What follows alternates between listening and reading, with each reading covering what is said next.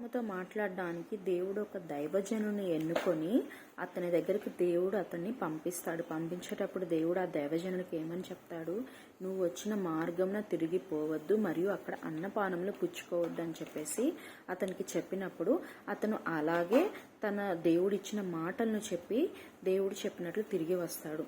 కానీ ఇంకొక అతను వచ్చి ఇంకొక ప్రవక్త అని పేరు చెప్పుకున్న అతని దగ్గరకు వచ్చి, దేవుడు నాకు నిన్ను అన్నపానములు పెట్టమని చెప్పాడు, నేను కూడా నీ వంటి ప్రవక్తనే, నీ వంటి దూతనే, దేవుడు నాకు కనపడి నీకు అన్నపానములు పెట్టమని నాకు చెప్పాడని చెప్పి అతన్ని తీసుకొచ్చి మరలా అన్నపానములు అతనికి పెడతాడు. అయితే నా మాట వినలేదని చెప్పేసి దేవుడు అతనికి మరణశిక్ష విధిస్తాడు ఆ ప్రవక్తకి. మరి అతను మోసపుచ్చిన వారు ఎవరు? సాతాను సంబంధి. మరి ఈ రోజుల్లో కూడా మన జీవితంలో మనము దేవుని పయనంలో నడుస్తూ ఉంటే, దేవుని చూపిన దారిలో నడుస్తూ ఉంటే, ఆయన మాట వింటూ ఉంటే సాతాను ఓర్వలేక మన జీవితాన్ని నాశనం చేయాలని మనకి ఎన్నెన్నో ఆలోచనలు, తప్పుడు ఆలోచనలు లేదా తప్పుడు మాటల ద్వారా మనల్ని డీవియేట్ చేస్తూ ఉంటుంది. కాబట్టి మనము ఒక్కటి గమనించాలి, ఏది దేవుని వాక్కు. దేవుడు ఒక్కసారి సెలవిచ్చాడంటే దానికి తిరుగుండదు.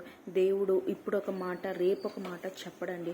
ఆయన మాట యుగయుగములు నిలుస్తుంది కనుక ఆయన ఒక్కసారి సెలవిస్తే దానికి తిరుగుండదు. ఆ మాట విషయంలో తప్పేది లేదు, మరలా మాట మార్చేది లేదు. కనుక ఆయన దారిలో మనం నడుస్తూ ఆయన చెప్పినట్లుంటే మనకి క్షేమము, సమాధానం. ఆమేన్.